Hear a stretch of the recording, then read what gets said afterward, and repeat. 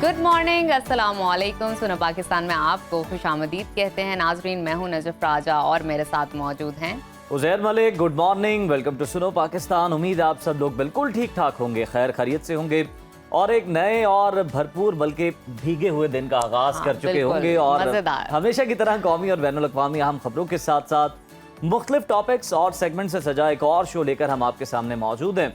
आज के शो में हम आपको बताएंगे कि मैग्नीशियम हमारी जिस्मानी और जहनी सेहत के लिए क्यों ज़रूरी है, किस हद तक ज़रूरी है, और सोशल मीडिया पर आजकल मैग्नीशियम से मुतालिक नजर आने वाली मुख्तलिफ वीडियोस की हकीकत क्या है।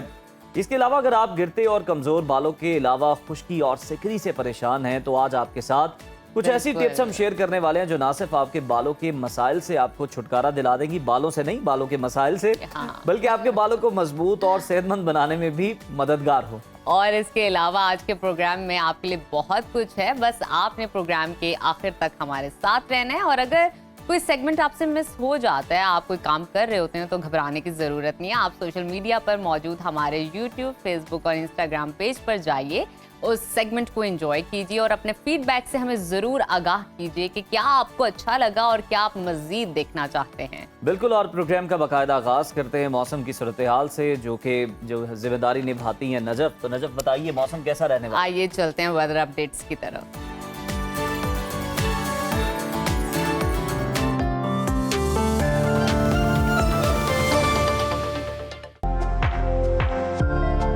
मुल्क भर में मानसून बारिशों का सिलसिला जारी है। महकमे मौसमियात ने पंजाब, खैबर पख्तूनख्वा, कश्मीर, शुमाल मशरकी बलूचिस्तान और इस्लामाबाद में तेज हवाओं और गरज चमक के साथ कहीं हल्की और कहीं तेज बारिश की पेशगोई की है। मुख्तलिफ शहरों में मौसम की क्या सूरत हाल है, आइए जानते हैं। सबसे पहले जिक्र करते हैं गिलगित बल्तिस्तान का,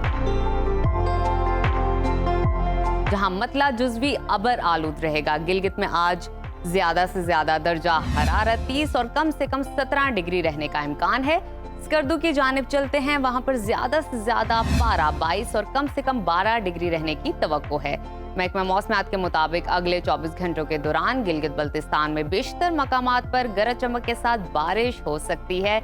नजर डालते हैं आज़ाद कश्मीर के मौसम पर, जहां काली घटाओं का राज बरकरार है। मुजफ्फराबाद में आज ज्यादा से ज्यादा पारा 31 और कम से कम 23 डिग्री रहने का इम्कान है।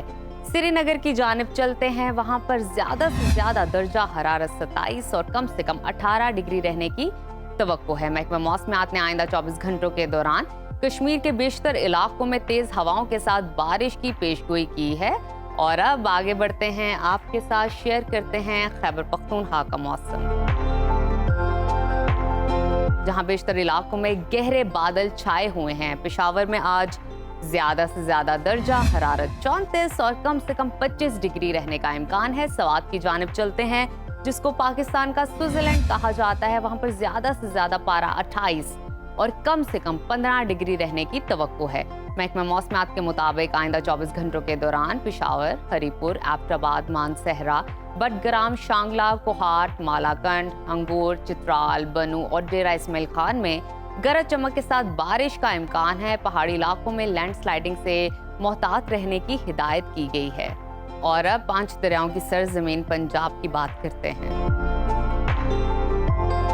जहां बेशतर इलाके बादलों की लपेट में रहेंगे। सूबाई दारुल हुकूमत लाहौर में आज ज्यादा से ज्यादा दर्जा हरारत 31 और कम से कम 26 डिग्री रहने का इम्कान है।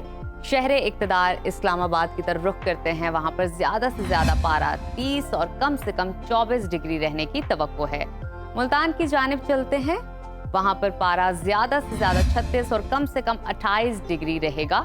महकमा मौसमियात ने आइंदा 24 घंटों के दौरान इस्लामाबाद और पंजाब के बेशतर अजला में गरज चमक के साथ बारिश की पेशगोई की है। शहरों के नशेबी इलाकों में अर्बन फ्लडिंग का अलर्ट जारी किया गया है। रकबे के लिहाज से सबसे बड़े सूबे बलूचिस्तान की तरफ चलते हैं, जहां बेशतर अजला में मौसम गर्म और शदीद हब्स रहेगी। कोयटा का दर्जा हरारत आज ज्यादा से ज्यादा 35 और कम से कम 22 डिग्री रहने का इम्कान है। महकमा मौसमियात के मुताबिक आइंदा 24 घंटों के दौरान बारखान, कोहलू, मूसाखेल, डेरा बुगटी, लोरा लाई, योब और गिरदोनवा में गरज चमक के साथ बारिश का इम्कान है। और आखिर में हमेशा की तरह तस्करा करते हैं सूबा सिंध के मौसम का, जहां बेशतर अजला में मौसम गर्म और हब्स की कैफियत बरकरार रहेगी। शहर कायद कराची में ज्यादा से ज्यादा दर्जा हरारत 35 और कम से कम 29 डिग्री रहने का इम्कान है। हैदराबाद की जानिब चलते हैं, वहां पर ज्यादा से ज्यादा पारा 38 और कम से कम 29 डिग्री रहने की तवक्को है। महकमा मौसमियात के मुताबिक आइंदा 24 घंटों के दौरान कराची समेत साहली इलाकों में हल्की बारिश और बूंदाबांदी का इम्कान है।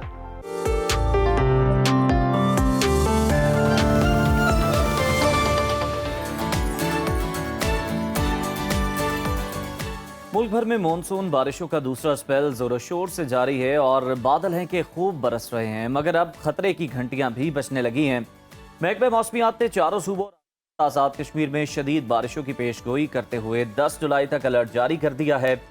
खैबर पख्तूनख्वा में तूफानी बारिशों के बायस लैंडस्लाइडिंग से राबता सड़कें बंद हो चुकी हैं, जबकि पंजाब भर में मूसलाधार बारिशों ने मामूलात जिंदगी को शदीद मुतासर किया है।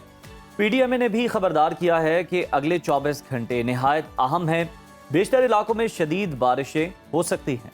तरबिला डैम के स्पलवे खुलने से दरिया सिंध में सैलाबी सूरत हाल का सामना है। अटक में 2 मंजिला पुलिस चौकी दरिया बुर्द हो गई है और जेर जमीन का कटाव का सिलसिला शुरू हो गया है। उधर दरिया चनाब, जहलम, रावी और मुल्हिका नदी नालों में भी सैलाब की वार्निंग जारी कर दी गई है। लाहौर, गुजरांवाला, सियालकोट और रावलपिंडी डिवीजन में अर्बन फ्लडिंग का खदशा है, जबकि दरिया काबुल, सवात और पंजगोरा के मुल्हिका नदी नालों में भी तुफियानी का खदशा जाहिर किया गया है।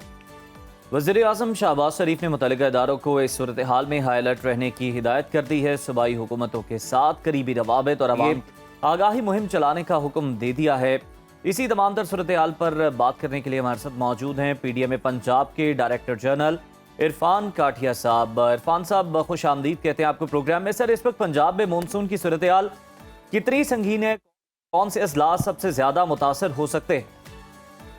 जी, थैंक यू वेरी मच। बिस्मिल्लाहिर्रहमानिर्रहीम। जैसे आपने कहा कि ये दूसरा स्पेल जो मानसून का है, इसने तकरीबन पूरे पंजाब को अपनी लपेट में लिया हुआ है और मेन जो फोकस है वो नॉर्थ ईस्टर्न रीजन है, जिसमें गुजरात डिवीजन, गुजरांवाला डिवीजन और लाहौर डिवीजन के अजला शामिल हैं।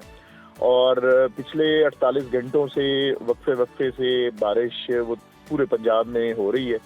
और दूसरा, फिर अगर हम रिवराइन फ्लोज की बात करें तो इस वक्त पानी का बहाव तरबेला डैम्स के स्पिलवेज खुलने के बाद से इंडस में भी लो फ्लड चल रहा है। और इसी तरह जो चनाब और जेहलम है, इनकी कैचमेंट्स में अगले 72 घंटे में बहुत बारिश एक्सपेक्टेड है, जिस वजह से फिर इनके बहाव भी वो बढ़ने की खदशा अपनी जगह मौजूद है। इसके साथ साथ अर्बन फ्लडिंग का वो बिल्कुल खतरा अपनी जगह इस वक्त एग्जिस्ट करता है। आपने देखा पिंडी में बहुत ज्यादा बारिश हुई और जो ये नॉर्थ ईस्टर्न मैंने बेल्ट आपको बताई, इसमें बारिश अभी भी हो रही है। लेकिन द गुड थिंग इज कि चीफ मिनिस्टर पंजाब की स्पेशल डायरेक्शंस के ऊपर पूरे पंजाब में डीसिल्टिंग का प्रोसेस वो मल्टीपल साइकिल्स में उसको इंश्योर किया हुआ है और उसी डीसिल्टिंग की वजह से अल्हम्दुलिल्लाह पानी का जो फ्लो है वो पब्लिक के लिए किसी किस्म की ज़हमत अभी तक नहीं। इरफान साहब, हमें इस हवाले से आगाह कीजिएगा कि महकमा मौसमियात की जानिब से 10 जुलाई तक शदीद बारिशों का अलर्ट जारी किया गया है। क्या मूसलाधार बारिशों से किसी जिले में इमरजेंसी या रेड अलर्ट का कोई इम्कान है?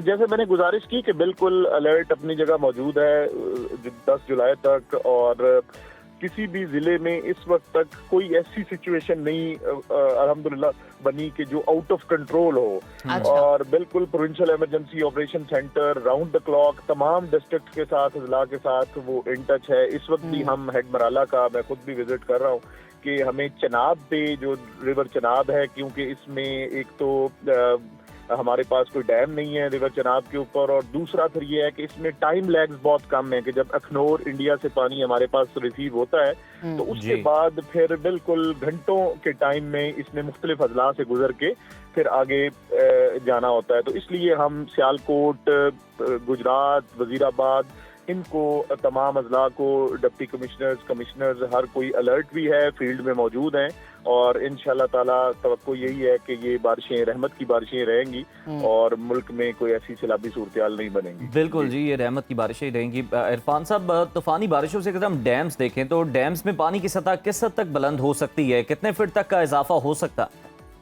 जी, अभी तक की तो अगर हम सूरत-ए-हाल देखें तो तरबेला हमारा 71% इस वक्त फील्ड है, अभी तक उसमें 29% की गुंजाइश मौजूद है।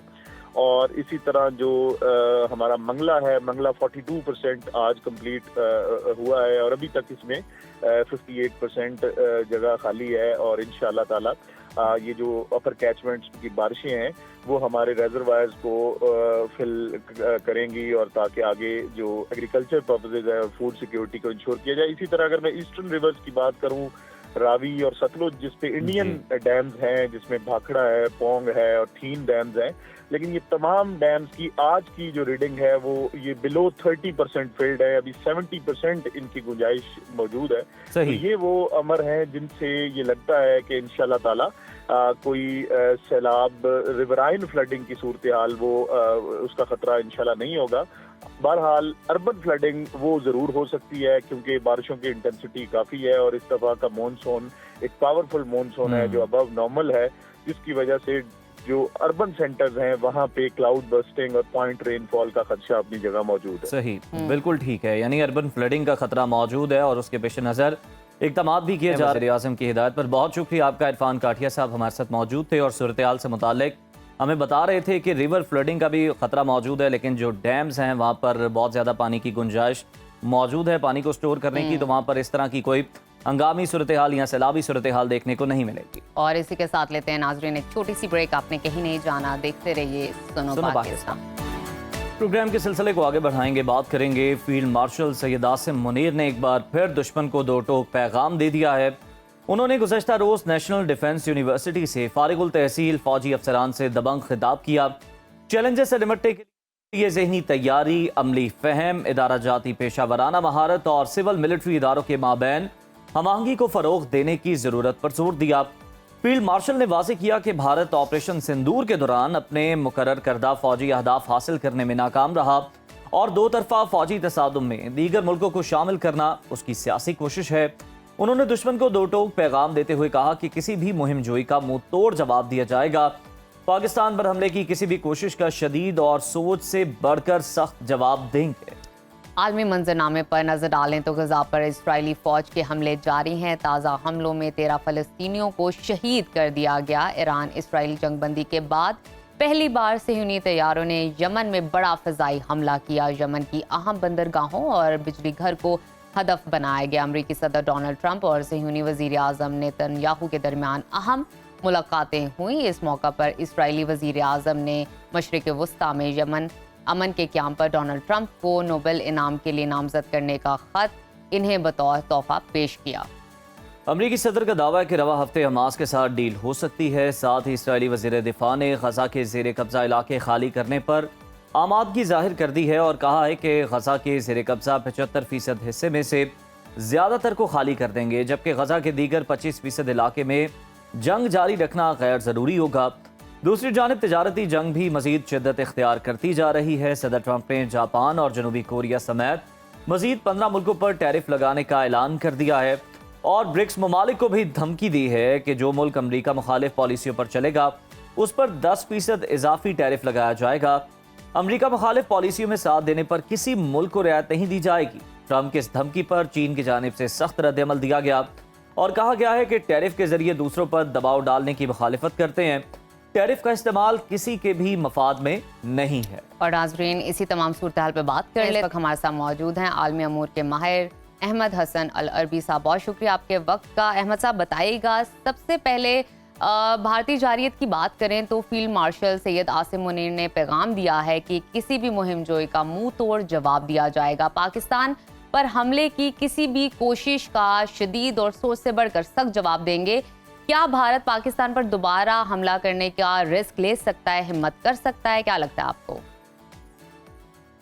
जी बहुत शुक्रिया। देखें, पाकिस्तान और भारत में अभी जो ये पहलगाम वाले फॉल्स फ्लैग ऑपरेशन के बाद पूरी दुनिया के सामने एक फ़र्क जो बहुत वाज़े तौर पर आया है वो ये है कि भारतीय लीडरशिप, चाहे वो सिविल लीडरशिप हो या मिलिट्री लीडरशिप हो, उनके पास पहलगाम से लेके जब वो फॉल्स फ्लैग ऑपरेशन करवाया उन्होंने, और उसके बाद जो रॉ के डॉक्यूमेंट्स लीक हुए, तो आपको याद होगा कि उसमें भी लिखा हुआ था, उसमें भी जो डॉक्यूमेंट पढ़ने के बाद आपको वाज़े तौर पे नज़र आता है कि ये फॉल्स फ्लैग ऑपरेशन से लेकर 10 मई तक ये एक कन्फ्यूजन का शिकार थे। और फिर 10 मई के बाद उन्होंने जिस तरीके से पूरी दुनिया के अंदर इंटरनेशनल चेस बोर्ड के ऊपर अपना दिफा किया भारतीय फॉरेन पॉलिसी ने, वो भी एक कन्फ्यूजन का शिकार थी।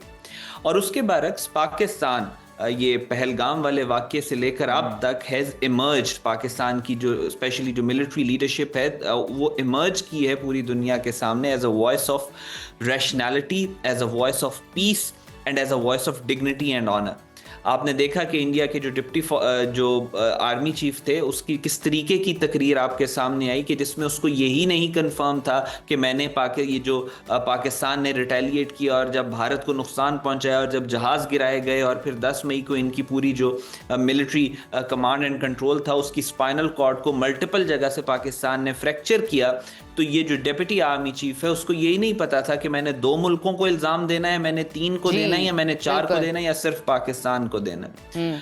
और उसके बरक्स पाकिस्तान पहलगाम के बाद जिस तरीके से पाकिस्तान ने रिटेलिएट किया, वही इस बात को शो करती है कि पाकिस्तान की लीडरशिप में जो क्लैरिटी थी भारत को लेकर, भारत के अज़ाइम को लेकर और उस प्लान और स्ट्रेटजी को लेकर के जिसको डिप्लॉय करना था भारत के हेजेमोनिक डिज़ाइंस को इस खित्ते में रोकने के लिए, वो बिल्कुल क्लियर थी। और पाकिस्तान की वही स्ट्रेटेजिक क्लैरिटी आपको आज तक नज़र आ रही है।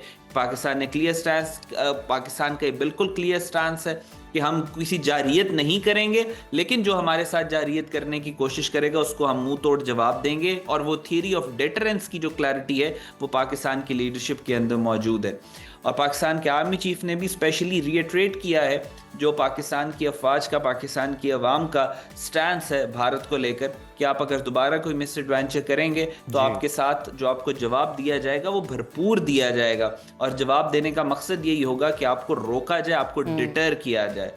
और उसके अलावा ये भी एक फैक्ट है जिसको दोबारा रीइटरेट किया पाकिस्तान के आर्मी चीफ ने कि भारत इस वक्त पूरा खित्ता भारत के हिंदुत्व, फैशिज्म और एक्सपेंशनिज्म से परेशान है। No doubt. और पाकिस्तान ने मार्का हक और बुनियानुल मरसूस में सिर्फ अपनी टेरिटोरियल इंटेग्रिटी को प्रोटेक्ट नहीं किया, पाकिस्तान ने अपनी एग्जिस्टेंस को खतरे में डाला ताकि इस पूरे खित्ते की टेरिटोरियल इंटेग्रिटी को, इस पूरे खित्ते के अंदर स्टेबिलिटी को इंश्योर किया जाए। पाकिस्तान ने सिर्फ पाकिस्तान की जंग नहीं लड़ी, पाकिस्तान ने नेपाल की जंग लड़ी है, पाकिस्तान ने बांग्लादेश की जंग लड़ी है, पाकिस्तान ने श्रीलंका की जंग लड़ी है, पाकिस्तान ने हर उस मुल्क की जंग लड़ी है जिस मुल्क के ऊपर ये हिंदुत्व के नाम पे। बिल्कुल अहमद साहब, खित्ते में हमने देखा कि पाकिस्तान की फतह के बाद इस्तेहकाम भी पैदा हुआ है। जिन ममालिक का आप जिक्र कर रहे हैं उनमें भी बल्कि हौसला भी उनका बढ़ा है भारत के खिलाफ, जो कि एक अरसे से उन्हें दबाता आया है। बिलावल भुट्टो जरदारी साहब का जो बयान है उस पर मैं आपका कमेंट चाहूँगा। बड़ा हैरान कुन बयान उनकी जानिब से सामने आया। उन्होंने अल जजीरा को इंटरव्यू दे रहे थे वो, और जब उनसे ये सवाल पूछा गया कि पाकिस्तान मुंबई हमलों और उनके मुल्जिमान को हिंदुस्तान के हवाले करने के लिए तैयार है, तो जवाबन उन्होंने कहा कि अगर भारत ताउन करे तो मखसूस अफराद की हवालगी पर कोई एतराज़ नहीं है। आपकी क्या राय है, आप इस पर क्या कमेंट करेंगे?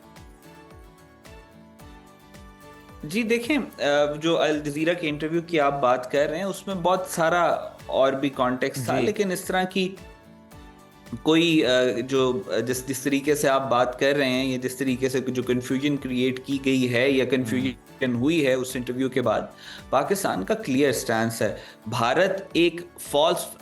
भारत ने पहलगाम वाला फॉल्स फ्लैग ऑपरेशन किया, उसके बाद पाकिस्तान को ब्लेम कर दिया कि जी ये पाकिस्तान ने दहशतगर्दी करवाई है। भारत ने कोई सबूत नहीं दिया। पुलवामा का अटैक हुआ, उसके बाद भारत ने पाकिस्तान को ब्लेम किया कि पाकिस्तान के अंदर फलां जमात है, वो दहशतगर्द जमात है, वो फलां है, उसने दहशतगर्दी करवाई है। हकीकत एंड पे क्या निकली कि जो इंडियन ऑक्यूपाइड कश्मीर है उसके गवर्नर ने खुद कहा कि ये भारत ने करवाया। फिर उसके बाद अगर पीछे आप चले जाएं तो मुंबई अटैक्स के बारे में इन्होंने पूरी दुनिया में, आपको याद होगा किस तरीके का वावेला खड़ा कर दिया कि जी पाकिस्तान ने ये अटैक करवाया और पाकिस्तान मुंबई अटैक्स में इन्वॉल्व है। और पूरी बिल्कुल अहमद साहब, आप सही कह रहे हैं। ये इस बयान को लेकर बड़ी कंफ्यूजन जो है वो फैलाई जा रही है। इंडियन मीडिया भी सिर्फ इस बयान को कट करके चला रहा है। इसी कंफ्यूजन को दूर करने के लिए आपका कमेंट लेना चाह रहे थे। लगता है ये कि बिलावल साहब ने इस कॉन्टेक्स्ट में बात की है कि अगर आप हमें सबूत फराहम करें, प्रॉपर हमारे साथ आप इन्वेस्टिगेशन करें, कोई हमें एविडेंस दें, तो फिर इस तरह हो सकता है। जी बिल्कुल ऐसे ही है। वो एविडेंस के ऊपर एक हाइपोथेटिकल बात है। उस जी। बात करने का मकसद ये है कि हमें मालूम है कि इंडिया झूठ बोल रहा है, तो ये इंडिया के ऊपर एक तरह की रिस्पॉन्सिबिलिटी या बर्डन डाला गया है कि आप सबूत दें तो ये हो जाएगा वो हो जाएगा। हालांकि हकीकत यही है और उस इंटरव्यू में भी यही इंप्लाई किया गया था कि भारत ना कभी सबूत देगा क्योंकि सबूत है ही नहीं। और पाकिस्तान दहशतगर्दी के खिलाफ पाकिस्तान का क्लियर स्टांस है कि पाकिस्तान दहशतगर्दी को सपोर्ट नहीं करता। पाकिस्तान हम खुद दहशतगर्दी के सबसे बड़े विक्टिम है और भारत एक झूठ का सहारा लेके, डिसइंफॉर्मेशन का सहारा लेके, मिस इन्फॉर्मेशन और प्रोपेगेंडा का सहारा लेके इंफॉर्मेशन रेलम के अंदर पाकिस्तान को ब्लेम करने की कोशिश करते हैं। लेकिन जब ग्राउंड पे सबूतों और शवाहिद की बात आती है तो आज तक पिछले 70 साल में किसी एक इल्जाम जो भारत ने पाकिस्तान पे लगाया उसका भारत ने ना सबूत दिया, ना उनके पास है, ना उनके पास कभी हो सकता है। बिल्कुल ठीक है। उस कॉन्टेक्स्ट में अहमद साहब, अब गजा जंग की बात कर लेते हैं। तो कतर में जारी इसराइल और हमास के दरमियान जंगबंदी मुज़ाकरात का पहला दौर में नतीजा खत्म हो गया है, जैसे कि हम जानते हैं, मगर डोनाल्ड ट्रंप ने दावा किया है कि रवां हफ्ता गजा मुआहदा हो सकता है। आपको लगता है कि रवां हफ्ता गजा मुआहदा हो जाएगा? अहमद साहब, आपसे ये जानना चाह रहे हैं कि जिस तरह ट्रंप साहब का बयान है कि रवां हफ्ते जो है वो मुआहदा हो सकता है इसराइल और हमास के दरमियान जंगबंदी पर, आपको लगता है कि ऐसा हो सकता है? जी देखें, ये अगेन हाइपोथेटिकल बात है। हमास और अभी तक जो आप बात सुन रहे हैं 2 स्टेट सोल्यूशन की या अब्राहम अकॉर्ड की या गाजा के अंदर सीज फायर की, उसमें अमेरिका की हद्दुल वसा कोशिश यही है कि किसी तरीके से अपने आप को उन जंगों से पुल आउट करे जो कि उसके रिसोर्स को ड्रेन कर रही हैं और वो जंगें इसराइल के बिहाफ पे लड़ रहा है। और अमेरिका ये भी चाहता है कि इसराइल अपने फॉरेन पॉलिसी ऑब्जेक्टिव्स को अचीव करता रहे, लेकिन ये जंगें अमेरिका को ना लड़नी पड़े। तो America wants to give Israel a model जिससे वो अपने ऑब्जेक्टिव्स अचीव कर ले और अमेरिका के लिए भी विन विन सिचुएशन हो जाए। लेकिन ग्राउंड के ऊपर अभी तक जो आप सीज फायर की बात सुन रहे हैं, जो 2 स्टेट सोल्यूशन की बात सुन रहे हैं, जो भी आप सोल्यूशंस डिस्कस इस वक्त कर रहे हैं इंटरनेशनल मीडिया के ऊपर भी और नेशनल डिस्कोर्स के अंदर भी, तो वो सारे वो सोल्यूशंस हैं जो अमेरिका और इसराइल दे रहा है। लेकिन पिछले 2 साल में, 2.5 साल में Gaza has become a very powerful geopolitical reality. उन्होंने कोई दुनिया का ऐसा जुल्म नहीं है जो इन्होंने अभी तक इसराइलीज ने गाजा के ऊपर नहीं किया, और फिर भी गाजा हैज स्टूड स्टेडफास्ट और उन्होंने पूरी दुनिया के सामने इसराइल की ये जो नाजायज रियासत है इसका प्रोपोगेंडा उन्होंने खत्म कर दिया, उड़ा दिया, जो कि 100 साल से इसी प्रोपोगेंडे का इस्तेमाल करके इसराइल अपने आप को लेजिटिमेसी देता है। तो बिल्कुल इसराइल इसी प्रोपेगेंडे का सहारा लेता है। बहुत शुक्रिया अहमद हसन साहब आपके वक्त का। और बिल्कुल हम देख रहे हैं कि अमेरिका भी चाहता है कि विन विन सिचुएशन हो, और जिस तरह से डोनाल्ड ट्रंप की बड़ी क्लियर पॉलिसी है, वो शुरू से ये कहते हैं कि हम दूसरे ममालिक की जो जंगें हैं वो नहीं लड़ेंगे, दूसरे ममालिक की जंगों में हम नहीं कूदेंगे। और यही कोशिश है, इसी सिलसिले की ये कड़ी है कि अमेरिका भी अब ये चाहता है कि इसराइल के दूसरे ममालिक से ताल्लुकात बहाल हो जाएं, ताकि इसराइल के बिहाफ पे जो अमेरिका को जंगें लड़ना पड़ती थी, जिसमें बहुत सारे उनके हम देखते थे कि फौजी भी जो हैं वो हलाक होते थे, साथ ही साथ बहुत सारे जो उनको डॉलर्स उसमें इन्वेस्ट करना पड़ते थे वो ना करना पड़े, वही पैसा जो अमरीकी अवाम है उस पर खर्च किया जाए। चलें नाज़रीन, अभी लेते हैं छोटी सी ब्रेक, कहीं मत जाइए, देखते रहिए सुनो पाकिस्तान। यही है इबादत, यही है दीनो ईमा कि काम आए दुनिया में इंसान के इंसान। नाजरीन, कुछ लोग सिर्फ इंसान नहीं होते, एक पूरा अहद, एक मुकम्मल इदारा, एक रोशन मिसाल होते हैं। आज हम याद कर रहे हैं एक ऐसे शख्स को जो अपनी ज़ात में एक इदारा था, एक तहरीक था और इंसानियत का सबसे रोशन हवाला था। जी हाँ, हम बात करें अब्दुल सत्तार ईदी साहब की, जिन्हें रुखसत हुए आज 9 बरस हो चुके हैं। ईदी साहब ने सारी जिंदगी ना लोगों की ज़ात, ना मजहब, ना रंग, ना नस्ल, बस इंसान देखा, इंसानियत देखी, अपनी सारी जिंदगी उनकी खिदमत के लिए वक्फ कर दी। आइए आपको इस हवाले से एक रिपोर्ट दिखाते हैं।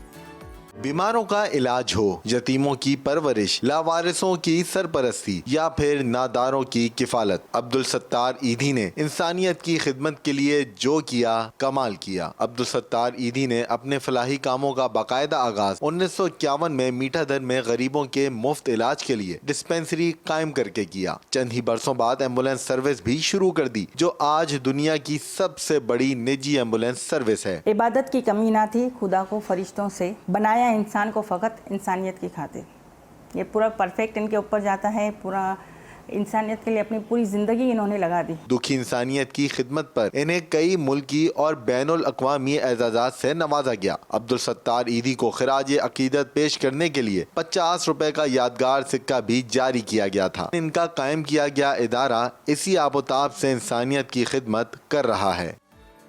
तो नाज़रीन, हमें भी चाहिए कि हम भी ईदी साहब की तरह इंसानियत की खिदमत के लिए कोशा रहें और हत्तुल इम्कान जितनी कोशिश हो सके हम ज़रूर जो है अपना हिस्सा इसमें ज़रूर डालें और ईदी साहब का जो मिशन है उसको आगे बढ़ाएं। बिल्कुल। और नाजरीन, आगे बढ़ते हैं, प्रोग्राम का सिलसिला बढ़ाते हैं और अभी सेहत के हवाले से बात करते हैं।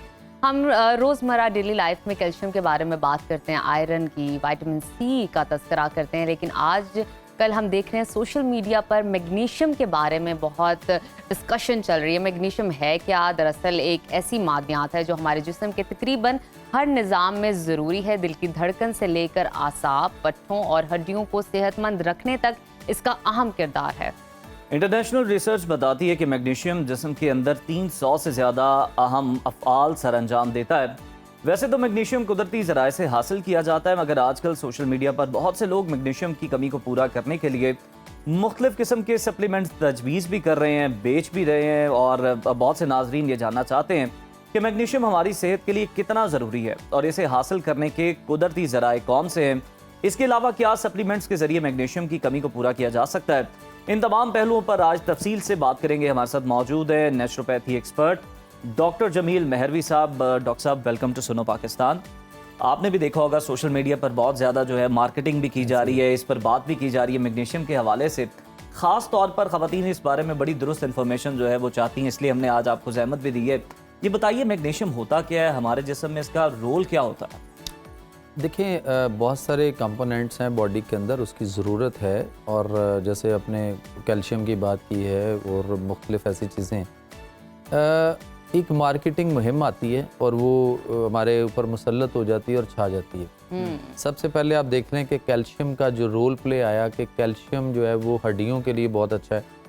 हालांकि हड्डियों के लिए कैल्शियम का जो है वो उतना ताल्लुक नहीं है जितना हमें बता दिया गया या हमारे पे मुसल्लत कर दिया गया।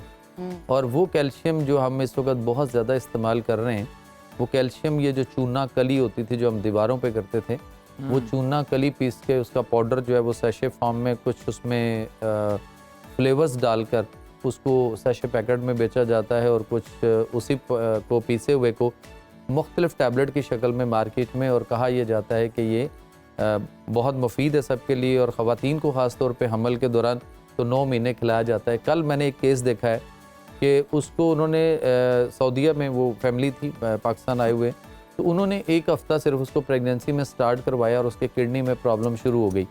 और उसके बाद जब किडनी में प्रॉब्लम शुरू हुआ तो उस औरत को वहाँ पे सऊदी अरेबिया में उन्होंने जो है उसको वो मुख्तलिफ पेन किलर्स और उन दवाइयों पे लगा दिया कि आपके जो मसले हैं वो, खैर उसने वो कैल्शियम छोड़ दिया, लेकिन उसका इफेक्ट जो है वो उसके साथ चलता रहा और कल वो किडनी डायलिसिस पे जो है वो केस पहुंचा हुआ है। यानी हमारे यहाँ अंधाधुंध इस्तेमाल है और हम सोशल मीडिया या कहीं भी देखते हैं तो वो, जैसे एक दफ़ा आपको याद होगा कि इसबगोल के ऊपर जो है वो बहुत ज़्यादा आया कि इसबगोल का छिलका आपके लिए बहुत अच्छा है, बहुत सारे फ़ायदे देता है। लेकिन तिब की रूह से अगर हम देखें तो इसबगोल का छिलका अगर लगातार आप खाना शुरू कर दें डेली बेसिस पे, तो सबसे पहले आपके जोड़ों का मसला बनेगा और वो हमें अंदाज़ा भी नहीं होगा कि उससे क्या, उसका मिजाज क्या है। मिजाज उसका सर्द तर है ना, तो उस पॉइंट से वो सर्दी पैदा कर देगा। तो इसी तरह मैग्नीशियम जो है ना, इसके एक चीज़ यहाँ पे हम देखेंगे कि मैग्नीशियम के ऊपर इस वक्त जो है ना वो डॉक्टर बहुत ज़्यादा टेस्ट वेस्ट के चक्कर में हैं। तो इसका टेस्ट, जो मैग्नीशियम का टेस्ट है, वो भी बहुत बड़ा एक फ्रॉड है। अच्छा जी, 1% सिर्फ जो है ना ये हमारे ब्लड में होता है, जस्ट 1%, और 99% जो है ये हमारे सेल में होता है। और सेल के अंदर से हम कोई टेस्ट नहीं कर सकते, लेकिन हम सिर्फ ब्लड में जिसमें 1% है, हम उसका टेस्ट करवा कर और एक नए काम में लोगों को डाला हुआ है। और ऊपर से ये जो आ गया ना कि इसके लिए सप्लीमेंट आ गए।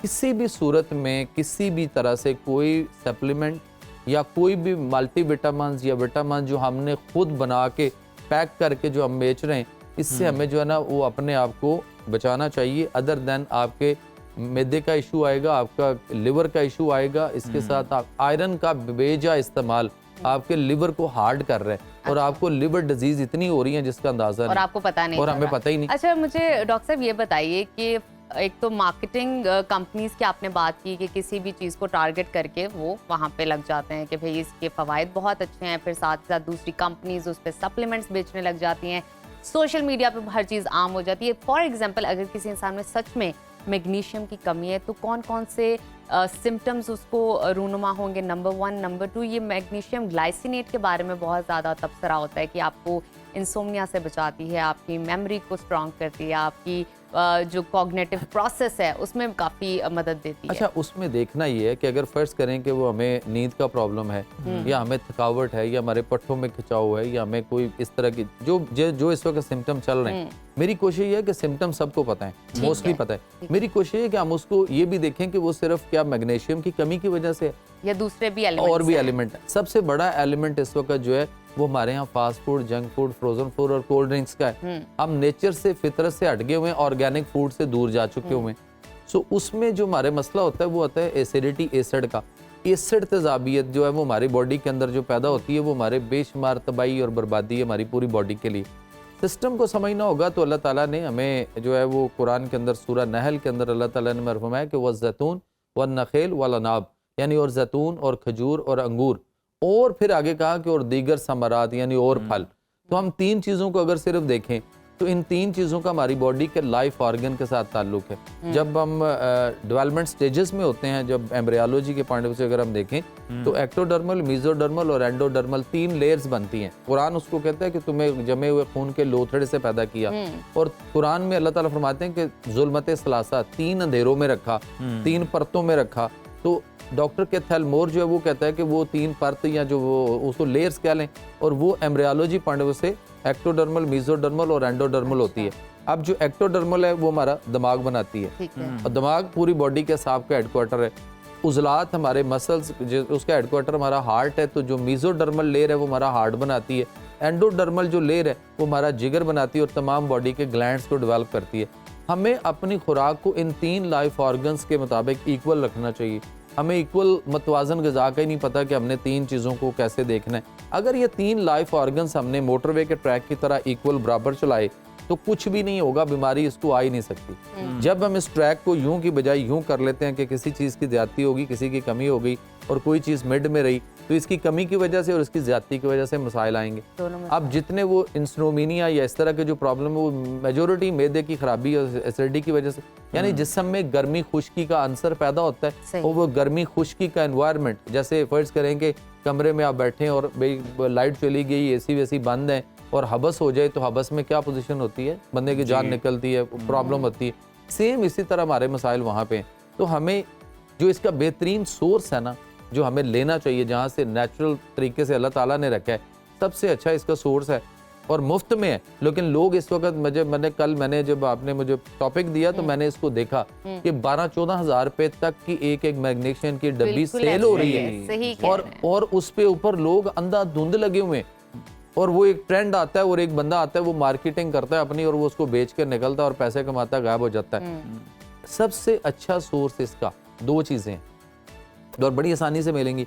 एक तो आपको पेठा कद्दू जो होता है, जिसको हम हलवा कद्दू कहते हैं, उसके जो बीज होते हैं वो बीज ले लिए जाए, उसमें से गिरी निकाल ली जाए और 2 चम्मच उसकी गिरी जो है वो निकाल कर, फ्रेश गिरी निकाल लें, उसमें से निकाल कर 1 गिलास पानी में डालें और 2 चम्मच उसके अंदर बीज डाल के आप उसको जो शेक कर दें उसके अंदर पानी में, वो आपका दूध टाइप बन जाएगा। इससे अच्छा बिलीव मी बाय गॉड के कोई और सोर्स नहीं मैग्नीशियम। और दूसरे नंबर पे आ जाता है काजू। ये आपको चलते फिरते जिधर से मर्जी आप लें और इसको खाएं। इसके सिर्फ 2 चम्मच काजू जो है, टेबल स्पून 2 चम्मच काजू खा लिया जाए तो एनफ, आपके लिए किसी सप्लीमेंट की जरूरत नहीं है। लेकिन सप्लीमेंट्स के अंदर बहुत सारी चीजें ऐसी हैं, फिर लोगों को नहीं पता। वो हर कोई देखता है कि बाल गिर रहे हैं, मैग्नीशियम। आप देख रहे हैं कि कमर्शियल ऐड किस तरह के बन गए। मैं ड्राइव करता हुआ अभी आ रहा हूँ तो वो FM के ऊपर एक ऐड चल रहा था कि बाल गिर रहे हो, फुला हो रहा, तो उसके लिए आप मैग्नीशियम। तो वो जिसने करना है, जिसने बेचना है, वो ये बात कर रहा है। आपके बाल किस वजह से गिर रहे हैं? अगर मैं पिछले कई सालों से तेल ही नहीं लगा रहा बालों को, मैं उसको ऑयल और उसकी वो अगर नहीं कर रहा तो बाल तो गिरेंगे। अगर मेरे में गर्मी खुश्की का आंसर है तो बाल गिरेंगे। अगर मेरे अंदर जो है वो मेरे अंदर हरारत कम हो गई हुई और मैं ठंडी चीजें ज्यादा इंटेक कर रहा हूँ तो मेरे बाल तो गिरेंगे। ये तो आपने बता दिया कि बेहतरीन कुदरती ज़राए कौन से हैं और सप्लीमेंट्स जो हैं क्या नुकसान पहुंचा रहे होते हैं। हमें ये बताएं कि कौन सी हम अपनी ज़िंदगी में गलतियां कर रहे होते हैं या लापरवाही कर रहे होते हैं जिसकी वजह से मैग्नीशियम की कमी होती है बॉडी में? सर देखें, हमने अपनी बॉडी के सिस्टम के साथ हम खेल रहे हैं। सिस्टम मीन हम अपने जो हमारा जो सॉफ्टवेयर है जो वो और जो हमारा हार्डवेयर है, हम उसके साथ क्या गलतियां कर रहे हैं।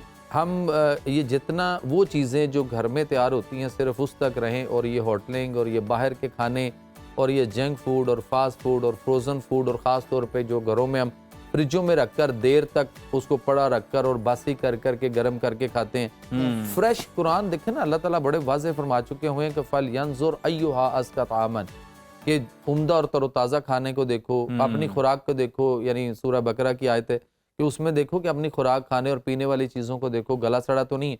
तो हमें इन चीज़ों के नेचर और फितरत के करीब आना है और उस पे रहना है, तो हमारे मसले जो है वो हल हो जाएंगे। और 3 जो डाइट बैलेंस करनी है ना, हमें 3 लाइफ ऑर्गन्स को, इस ट्रिपल थ्योरी को भी समझना है। ये जो दिल है ना छोटा सा, इसको चिकनाई की जरूरत है, इसको लुब्रिकेट करना है। नहीं करेंगे तो ये छोटा सा गुड फैट की सूरत में जो जरूरत है, फ्रूट्स में मिलेगा, सर आपको देसी घी में मिलेगा ना, आपको मक्खन में मिलेगा, आपको दूध की मलाई में मिलेगा। Thank you so much doctor साहब आपकी मौजूदगी का। आप हमें बता रहे थे कि अपनी लाइफ को, अपनी डाइट को किस तरह बैलेंस करना है ताकि आप सेहतमंद रह सकें। और प्लीज ये मार्केटिंग कैंपेन से दूर रहिए। कोई भी कमर्शियल दे के, ऐड दे के, सोशल मीडिया पे कोई भी चीज़ देख के उसको फॉलो मत करने लग जाए, क्योंकि आपकी बॉडी केमिस्ट्री और है और वो जो बंदा जो सोशल मीडिया पे कुछ एक्सप्लेन कर रहा है उसकी जो पैसे कमाने की सोच है वो और है। दोनों में फ़र्क है। तरीकाकार तो हरबा भी नजर यूं होता ना कि ऐसी आपको बहुत सारी सिम्टम्स बता दी जाती हैं जिसमें से 7-8 तो आपको होती है। एग्जैक्टली जिस तरह आप गूगल पे कोई भी सिम्टम लिखे तो वो कहेगा कि मतलब आप मरने वाले हैं। सीरियसली ये वो वाला माजरा हो जाता है। तो अपने आप को बचा के रखिए, ऑर्गेनिक डाइट पर आइए, अपने डॉक्टर से रुजू करके कोई चीज़ इनटेक कीजिए, ये स्पेशल टिप है। और अभी लेते हैं नाजरीन एक छोटी सी ब्रेक। आपने कहीं नहीं जाना, देखते रहिए सुनो पाकिस्तान। प्रोग्राम में आगे बढ़ते हैं, बात करते हैं कराची के इलाके लियारी में रिहायशी इमारत गिरने के दिलखराश वाक़ई के बाद एक्शन में आने वाली सूबाई हुकूमत के हवाले से, जिन्होंने एक बार फिर जिम्मेदारों के खिलाफ सख्त कार्रवाई का ऐलान तो किया है। वज़ीर इत्तलात सिंध शर्जील इनाम मेमन ने वाक़ई को अफसोसनाक करार देते हुए कहा कि लियारी के मुतासरीन के गम में बराबर के शरीक हैं। सूबाई वज़ीर सईद गनी का कहना था कि कराची में 51 इमारतें इंतहाई खस्ता हैं। इन इमारतों में कितने यूनिट्स और कितने अफराद हैं, इसकी तफसील कमिश्नर कराची 24 घंटे में देंगे ताकि हम इन्हें गिराने का काम शुरू कर सकें। और इसी हवाले से मजीद जानते हैं कराची से हमारे नुमाइंदे सुहेल रब मौजूद हैं। सुहेल बताइएगा, सिंध के सूबाई वज़रा की जानिब से होने वाले इस अहम प्रेस कॉन्फ्रेंस में कौन से फैसले सामने आए हैं और ज़रा इसे तफसील में बयान कीजिएगा। देखें, हम इस वाक़े को लेके आगे बढ़ते हैं और फिर उसके बाद स्टेप बाय स्टेप जो है वो सारी चीज़ों को आवाम के लिए जो है वो बिल्कुल वाज़े करके खोल के पेश करने की कोशिश करते हैं। लियारी बगदादी का इलाका है। यहाँ पे 4 जुलाई को 5 मंजिला बिल्डिंग ज़मीन बोझ होने का अलमनाक वाक़या जो है वो पेश आया, जिसमें 27 जो जानें जो हैं वो ज़ाया हुई। अब ये जब एक वाक़या पेश आया जिसमें बगदादी में 5 मंजिला रिहायशी इमारत गिरी, उसके बाद जो है वो सिंध हुकूमत बहुत ज़्यादा एक्टिव हो गई, मुतहर्रिक हो गई। सिंध बिल्डिंग कंट्रोल अथॉरिटी, उससे जुड़े तमाम जो महकमे हैं सिंध हुकूमत से, जिसमें सिंध बिल्डिंग कंट्रोल अथॉरिटी है, ज़िला इंतज़ामिया है और उसके अलावा जितने भी शहर के महकमे हैं वो तमाम ही जो है वो एक्टिव हो गए। और उसके बाद जो है वो चीज़ों को इस तरीके से देखा गया कि ये बेसिकली ये जो जगह है या जहाँ पे ये वाक़या हुआ है, ये कराची शहर का ओल्ड सिटी एरिया कहलाता है, लियारी। यहाँ पे सबसे ज़्यादा मखदूश इमारतें हैं। उसकी वजह क्या है? उसकी वजह यह है कि ये क़याम पाकिस्तान से पहले बनी हुई इमारतें हैं और कुछ इमारतें क़याम पाकिस्तान के फ़ौरन बाद बनी हैं। अब जब ये सारी सूरत हाल थी, फिर सिंध हुकूमत ने इस पर काम करना शुरू किया। 51 जो है वो इंतहाई मखदूश इमारतों को निकाला। उसके साथ उसके हवाले से जो है वो एक कमेटी तश्कील दी 5 रुकनी, जिसको की सरबराही जो है वो कमिश्नर कराची करेंगे।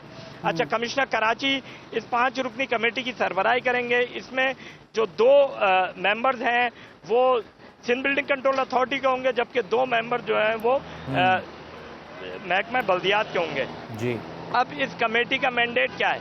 इस कमेटी का मैंडेट यह है कि ये कमेटी जो है एक तो ये वाकया जो हुआ है इसका कोर मेन ऑब्जेक्टिव जो है वो मालूम करेगी कि ये वाकया हुआ क्यों है। दूसरा, इनके जिम्मेदारान का तयन करेगी कि इसमें जिम्मेदारान कौन है, और तीसरा इसमें जो है वो ये तयन करेगी कि ऐसे वाकयात की रोकथाम के लिए क्या किया जाए, और जितनी भी मखदूश इमारतें यहाँ मौजूद हैं ओल्ड सिटी एरिया में या पूरे शहर में, उनको खाली कराने के लिए क्या मैकेनिज्म जो है वो अपनाया जाए। ये कमेटी ये तमाम इन चीज़ों पे काम करेगी, और इस कमेटी के पास 48 घंटे हैं। ये कमेटी कल बन चुकी है, मतलब एक दिन ऑलरेडी गुजर चुका है, और अब कल आने वाला दिन जो है वो एक रह गया है। तो इसमें अब ये कमेटी अपनी रिकमेंडेशन देगी, उसके बाद जो है वो यहाँ पे कार्रवाई। अच्छा सुहेल, हमें ये बता दें कि अब मजीद भी कार्रवाइयाँ करने का हुकूमत सिंध इरादा रखती है, और ये जो वाकया पेश आया अफसोसनाक जिसका आप जिक्र कर रहे थे, इसमें तो ये कहा जा रहा है कि FIR भी काटी जाएगी। ये बताइए कि कराची के अगर हम देखें तो सबसे ज़्यादा जो मखदूश बोसीदा इमारतें हैं किस इलाके के अंदर मौजूद हैं? अगर ये इमारतें गिरा दी जाती हैं तो यहाँ के मकीन आखिर जाएंगे कहाँ? क्या कोई मुतबादिल रिहाइश का मंसूबा भी हुकूमत तैयार कर रही है? देखें, जैसा मैंने अभी आपको बताया कि सबसे ज्यादा मखदूश इमारतें ओल्ड सिटी एरिया लियारी में है। यहाँ पे अगर लियारी में देखा जाए तो मखदूश इमारतों की तादाद 107 है, जिसमें से इंतहाई मखदूश इमारतों की तादाद 51 है। अब सिंध हुकूमत ने जो है वो सबसे पहले 51 को ऊपर लिया है कि इन पे जो है वो हम काम शुरू करेंगे। अच्छा, वो काम कैसे शुरू हुआ है? ये जो बगदादी में इमारत गिरी है, इससे मुत्तसिल, इससे मुल्हिका 3 रिहायशी इमारतें हैं, उनको कल जो है वो खाली करा लिया गया है। अब उनको तोड़ने का अमल आज अभी जारी है। उन इमारतों को तोड़ा जाएगा, फिर उसके बाद जो है वो जितनी भी मखदूश इमारतों की लिस्ट है उनको आहिस्ता आहिस्ता तोड़ा जाएगा। अच्छा, तोड़ा तो जा रहा है, आपका ये सवाल है कि इनको मुतबादिल क्या दिया जाएगा। कल जब प्रेस कॉन्फ्रेंस में सीनियर मिनिस्टर इनाम मेमन से भी ये सवाल हुआ था, तो उन्होंने यही कहा था कि इसका मुतबादिल बाकायदा देखें, क्योंकि इतना बड़ा प्रोजेक्ट होता है तो एकदम से जो है वो कोई चीज़ सामने नहीं लाई जाती। तो सीनियर वजीर ने यही बताया था कि इसके मैकेनिज्म पे हम काम कर रहे हैं, थोड़ा टाइम लगेगा, फिजिबिलिटी निकलेगी, PC1 इसकी बनेगी, और उसके बाद जो है वो इन यहाँ पे जो रिहायशी निकाले गए उनको मुतबादिल जगह दी जाएगी। बिल्कुल, जहाँ यहाँ से जो मखदूश इमारतों से रिहायशी निकाले गए उन्हें आर्जी तौर पर मुतबादिल रिहायश हुकूमत सिंध फराम करेगी। इस पर गौर चल रहा है, काम भी चल रहा है। बहुत शुक्रिया सुहेल रब, आपने हमें आगाह किया। प्रोग्राम में एक और खबर शामिल कर लेते हैं लाहौर से, जहाँ पर अफसोसनाक हादसा पेश आया, बल्कि दिल दहला देने वाला ये वाकया था। शादरा टाउन में 14 साला कमसिन ड्राइवर की गफलत ने खानदान का चिराग गुल कर दिया। तेज रफ्तार गाड़ी ने 3 मोटरसाइकिल सवारों को रोन डाला। इंतहाई खौफनाक ये फुटेज थी, ये वीडियो थी, जो कि आपने भी यकीनन देखी होगी। इसके नतीजे में एक शख्स जाँ बहक और 5 शदीद जख्मी हो गए। पुलिस ने मुलजिम कम उम्र ड्राइवर हाशिर को गिरफ्तार कर लिया, मगर हैरान कुन तौर पर गाड़ी उसके वालिद या मामू की नहीं, बल्कि एक तीसरे शख्स खुरम नामी मेडिसिन कंपनी के मैनेजर की निकली, जिसने हादसे के बाद गाड़ी चोरी होने की झूठी कॉल भी कर दी।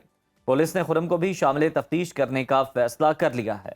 नाजरीन, इसी तमाम सूरत हाल पर बात कर लेते हैं। इस वक्त हमारे साथ मौजूद हैं सुनो न्यूज़ के क्राइम रिपोर्टर रमज़ान बेग साहब। बहुत शुक्रिया रमज़ान आपकी मौजूदगी का। बताइएगा लाहौर हादसा से मुतालिक मज़ीद क्या पेशरफ्त हुई है, और कम उम्र मुलजिम हाशिर पर FIR में कौन सी दफात लगाई गई हैं, और खुरम नामी शख्स के खिलाफ क्या कार्रवाई की जा रही है।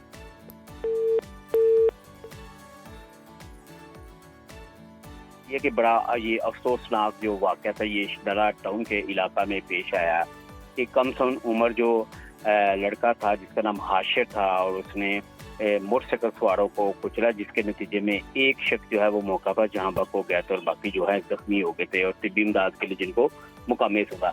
अब इसमें जो पेशरफ्त हुई है वो ये है कि जो SP सिटी बिलाल अहमद, उन्होंने एक खुरम जिसकी ये गाड़ी थी तीसरे बंदे की, उसको शामिल तफ्तीश करने का फैसला किया है कि आया कि चाबी उसने खुद दी या वो लेके गया। लेकिन जो लड़के का बयान था कि वो वहां से खुद चाबी लेके चला गया। दूसरी बात उन्होंने ये बताई कि जब ये लड़का, क्योंकि इसकी वालिदा को डिवोर्स हो चुकी हुई है और ये अलहदा ही अपनी नानी के घर में रहाइश पजीर है, और जो खुरम है वो एक कंपनी जो फार्मास्यूटिकल कंपनी है उसमें वो मैनेजर है, और वहाँ पे इसका ताल्लुक था उसके साथ। पहले तो ये कहता रहा कि खुरम मेरा मामू है, लेकिन जब तफ्तीश की गई तो उसमें पता चला कि इसका मामू भी नहीं है, सिर्फ वहाँ काम करते थे और कोलीग था, बस जस्ट इतना। और उसके बाद उसकी चाबी इसने वहां से ले गया। और जब चाबी लेके गया तो गाड़ी शादरा टाउन के इलाके में तेज रफ्तारी के बायस, क्योंकि ये अनट्रेन्ड ड्राइवर था और कम उम्र था, 14 साल यही थे, क्योंकि कानून तो ये कहता है कि जब तक आपका 18 साल आपकी एज ना हो जाए तब तक आपको लाइसेंस नहीं दिया जा सकता, तब तक आपका आईडी कार्ड भी नहीं बनता, ना लाइसेंस बनता है। ये रूल्स ऑफ रेगुलेशंस हैं कि कम से कम 18 साल की एज और उसको अच्छा, गाड़ी एक और वाक़े से मुतालिक आपसे मालूमात हासिल करना चाहेंगे। लाहौर में ट्रैफिक कवानीन के खिलाफ वर्जी पर वज़ीर आला पंजाब मरियम नवाज के बेटे जुनैद सफदर की सिक्योरिटी गाड़ी का चालान किया गया, जिस पर वज़ीर आला ने पुलिस अफसरान को शाबाश दी है। किस वायलेशन पर यह चालान किया गया? बिल्कुल जी, ये काले शीशे लगे हुए थे और उस पर उनके जो सिक्योरिटी गार्ड हैं उनका चालान किया गया था, जिसके बाद जो है डॉल्फिन जो फोर्स थी उनको शाबाश दी गई। जो ट्रैफिक पुलिस ने एक सिक्योरिटी गार्ड का चालान किया था, क्योंकि डॉल्फिन फोर्स ने किया था काले शीशों पे और इन्होंने वायलेशन पे किया था। जिसके बाद मरियम नवाज का भी बाकायदा तौर पर एक प्रेस रिलीज जारी हुई और उसमें डॉल्फिन फोर्स को उन्होंने शाबाश दी कि ये कानून की पासदारी करना हर शहरी का फर्ज है। और ये जो लड़का था शाहजेब डॉल्फिन फोर्स का हेड था, उसको भी शाबाश दी। उसके साथ हैदर लड़का था, 2 और थे, उनको सबको कि अगर तो मुल्क में कोई भी शहरी वायलेशन करता तो उसके खिलाफ बिल्कुल कानून के मुताबिक कार्रवाई होनी चाहिए। और वज़ीर आला पंजाब मरियम नवाज ने डॉल्फिन फोर्स और ट्रैफिक वार्डन को शाबाश दी और कानून की पासदारी सबके लिए बराबर का भी मशवरा दिया। और दूसरी तरफ देखा जाए तो जब ये मामला हुआ था तो उस वक्त पहले तो मीडिया पर ये खबर नहीं आई, लेकिन जैसे ही मरियम नवाज के जो टिकट जो हैं वो जारी हुए तो उसके बाद ये खबर निकली और डॉल्फिन फोर्स को भी हौसला मिल गया कि उनको ये बेटे का जो चालान किया गया वो ठीक किया गया और उधर से इनको शाबाश भी मिल गई है। बिल्कुल ठीक। रमज़ान, मजीद आपसे जानना चाहते हैं एक और अहम खबर के बारे में। मारूफ यूट्यूबर और टिकटॉकर रजब भट्ट एक बार फिर कानून की गिरफ्त में आ गए हैं। उनके खिलाफ भी काले शीशों के हवाले से कार्रवाई हुई है। मजीद हमें बताइएगा इसकी तफसीलात। इसमें क्योंकि लाहौर शहर में काले शीशों के खिलाफ बड़े पैमाने पर क्रैकडाउन का सिलसिला भी जारी है और ये मारूफ टिकटॉकर हैं। गाड़ी पे जो इसके स्याह शीशे जो लगे हुए थे और ये ठोकर न्याज बेग नाका लगा हुआ था और स्याह शीशों वाली गाड़ी के खिलाफ जो है मुख्तलिफ कानूनी कार्रवाइयों का अमल भी जारी था। और मारूफ टिकटॉकर जब रजब भट्ट की गाड़ी वहां से गुजरी तो जो नाका लगा हुआ था उन्होंने रोका और इसके जो ब्लैक काले जो कवर लगे हुए थे उनको उतार दिया कि ये कानून के खिलाफ है और इसके लिए बाकायदा तौर पर लाइसेंस लेना पड़ता होम डिपार्टमेंट से, तब ये इंसान लगा सकता है। और ये नाके पर जब ये रजब भट्ट को DSP जो मुबश्शिर अवान उन्होंने कार्रवाई करते हुए इसका जो स्याह पेपर था उतारा और सूबाई दारुल हुकूमत में अब तक देखा जाए तो सैकड़ों ऐसी गाड़ियों के खिलाफ कानूनी कार्रवाइयां भी की जा सकी। और टिकटॉकर का क्योंकि जाहिर सी बात है ये जो टिकटॉकर होते हैं आए रोज इनकी वायलेशन भी सामने आती है और जब ये ठोकर न्याज़ से गुजरे पहले तो उनसे बहस व मुबासा करते रहे हैं, लेकिन उन्होंने कानून के मुताबिक इनकी जो ब्लैक कवर लगे हुए थे वो उतार दिए और उसके बाद इनके खिलाफ कानूनी कार्रवाई भी की। जी बिल्कुल ठीक है, यानी कि यूट्यूबर रजब भट्ट के खिलाफ जो है वो कार्रवाई की गई, उनकी गाड़ी से शीशे उतार दिए गए हैं और ये पेपर उतारा गया, उनकी जानिब से बहस भी की गई, लेकिन पुलिस की जानिब से जो है वो कानून की अमलदारी को इस मौके पर यकीनी बनाया गया, जो कि बड़ा खुशाइंद है। ये लाहौर में पेश आने वाले 3 मुख्तलिफ वाक़यात की डिटेल्स हैं जो कि हम आपके साथ शेयर कर रहे थे। हमारे कॉरेस्पॉन्डेंट जो है वो आपको इनसे मुताल्लिक बता रहे थे। अभी प्रोग्राम में एक ब्रेक शामिल करते हैं, ब्रेक के बाद दोबारा आपसे मुलाकात होगी। Stay with us. Welcome back to Suno Pakistan. नाजरीन, आज हम बड़े अहम मौजू पे बात करने वाले, बहुत सारे टोटके हैं आप देख सकते हैं टेबल पे। आज हम बात करेंगे कि आप गंजपन हेयर फॉल से कैसे बच सकते हैं और इस तरह के सुनहरे बाल जब आप देख रहे हैं, सुनहरे काले बाल आपा की वजह से हैं, क्योंकि बहुत टाइम पहले, हकीकत ये इन्होंने मेरे साथ एक शेयर किया था तेल को मैंने अप्लाई किया, खामोशी से देखते हैं रिजल्ट्स क्या हैं। वो ही तेल आज आपके साथ हम शेयर करने वाले हैं। जी आप बनाना शेयर कर लेंगे ना, ताकि आप घर पे से खुद तैयार कर लें और इस्तेमाल करें, क्योंकि मैं तो लेकर जाऊंगी दोबारा से डेफिनेटली इंशाल्लाह। अच्छा ये है कि देखिए बाल जो है सर का ताज होते, बाल अगर हैं तो आप खूबसूरत हैं, ठीक ऐसे ही है ना। अभी कितनी रिसर्च चल रही है कि आप इंजेक्शन लगवाएं, आप मेडिसिन खाएं, देखिए उनके साइड इफेक्ट्स होते हैं, मेरा एक ही स्लोगन है, बैक टू नेचर। मैं नेचर पे रह के काम करती हूँ, इनमें सारी चीजें आप लोगों को नेचुरल नजर आ रही। इन्हीं चीजों से मैंने गंजपन का इलाज दरियाफ्त कर लिया। इंशाल्लाह स्किन को, सर की स्किन को फाड़ के बाल निकलेंगे, आपके बाल हेल्दी भी होंगे, आपके बाल काले भी होंगे। हाँ, बाल सर की स्किन को फाड़ के बाल बाहर आएंगे। बिल्कुल दावा किया जा रहा है ना, यकीनन इसके पीछे बड़ी रिसर्च है। आप लोगों को जितनी मेरी उम्र नजर आ रही, इतनी मेरी रिसर्च आप ये कह सकते हैं। इसके अंदर इतनी मेरी रिसर्च है कि मैंने 11 तेल और बहुत ही स्पेसिफिक अंदाज में, ठीक है, 11 तेल जो है वो आप नोट कर लें। उसके अंदर बेस तेल जो है वो सरसों का तेल है, फिर इसके अंदर तारा मीरा का तेल है, ठीक है, तारा मीरा का तेल बहुत अच्छा होता है। फिर इसके अंदर, हाँ जी, कोकोनट ऑयल है, आलमंड ऑयल है, इसके अंदर एलोवेरा का ऑयल है, इसके अंदर रोजमेरी का ऑयल है, इसके अंदर मैंने डाला है जोजोबा ऑयल डाला, और जोजोबा साथ में मैंने डाला भी है, जोजोबा मैंने साथ में डाला भी है। आप लोगों को मैं किस तरह निकाल के, चलो मैं दिखा ही देती हूँ ये, कि इसके अंदर सारी चीजें। फिर मैंने लाइव हर्ब इसके अंदर डाली हैं कि इसके अंदर रोजमेरी है, आंवला, रीठा, शिकाकाई, भंगड़ा स्या, रतन जोत, थोड़ा सा जल्दी मुझे बोलना पड़ेगा, आप चंग में देख लीजिएगा, ठीक है ना। हाँ, रोजमेरी है, क्लोव है इसके अंदर। क्लोव आप लोगों को पता है कि आपकी एंटी एजिंग के लिए, आपकी बालों की जो रूट्स है ना उनको स्ट्रॉन्ग करती है, एक्चुअली बालों को काला करती है, काला करती है। क्लोव है जो इसके अंदर नेचुरल तौर पे इसके अंदर। ये देखिए, अब आप लोगों को सामने ये नजर भी आएगा, मैं निकालूंगी, ये देखिए सारी हर्ब इसके अंदर आ रही है। ये देखिए, ये इस तरीके से, ये रोजमेरी भी है इसके अंदर, ये मैं इसलिए खास किस्म की खुशबू भी है, और इसके अंदर ये देखिए राई दाना है, ठीक है।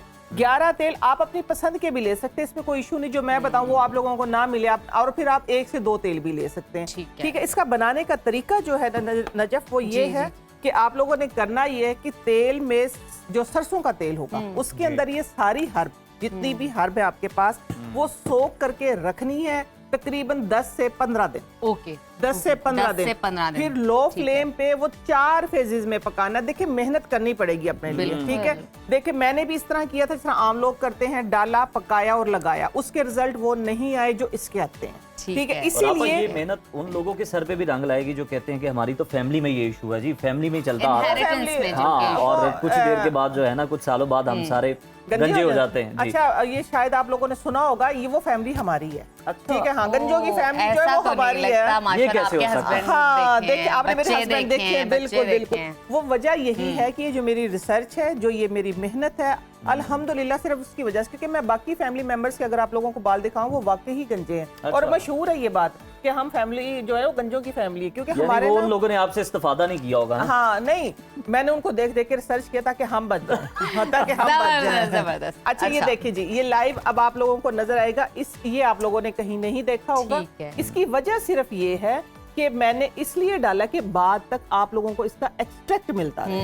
ये ऐसा तेल है, जादुई तेल आप इसको कह सकते हैं। बस मैंने एक ही जुमला बोल दिया, सर को फाड़ के बाल निकलाएंगे, ठीक है। आपको महंगे महंगे ट्रीटमेंट। अच्छा, हमने 12 से 15 दिन तक सोक करके रखना है। 12 से 15 दिन आप लोगों ने सोक कर लिया, ठीक है। फिर उसको बिल्कुल लो फ्लेम पे, तवे पे रख के, जितना भी आपका तेल हो, या बिल्कुल लो फ्लेम कर लें, उसमें पकाना है। फिर उसको छोड़ देना कि इसकी प्रॉपर्टीज जो है वो ना जले। कितनी देर तक पकाना है? तकरीबन आधा घंटा से 1 घंटा। यदि बबल बन के ना वो जो पक के जो बाहर आता है ना, वो ना कीजिएगा, ठीक है। इसीलिए इसमें मेहनत होती है। जो एलोवेरा है, जो ग्रीन लीव होते हैं इसके अंदर, ठीक है, जो एलोवेरा है, नीम है, कड़ी पत्ता है, ठीक है। ये चीजें आप लोगों ने ये करनी है कि जो आलमंड ऑयल है उसके अंदर सोक करके रखनी। ये आज मैं आपको अपने राज की बात बताने लगी हूँ कि जो मैंने कहीं अभी तक ये एक्सपोज नहीं की थी, आज इधर मैंने बताई है कि हाँ जी, सोक करके, क्योंकि एलोवेरा ऑयल जो होता है, आलमंड ऑयल जो होता है, उसको पकाया नहीं जाता। वो जब पकाएंगे तो उसकी सारी प्रॉपर्टीज जो वो खत्म हो जाएगी, वो बहुत लो फ्लेम पे फिर इसके अंदर मिक्स होगा। बाद में इसके अंदर विटामिन ई जाता है। ये इतनी मेहनत के साथ ही ऑयल बनता है,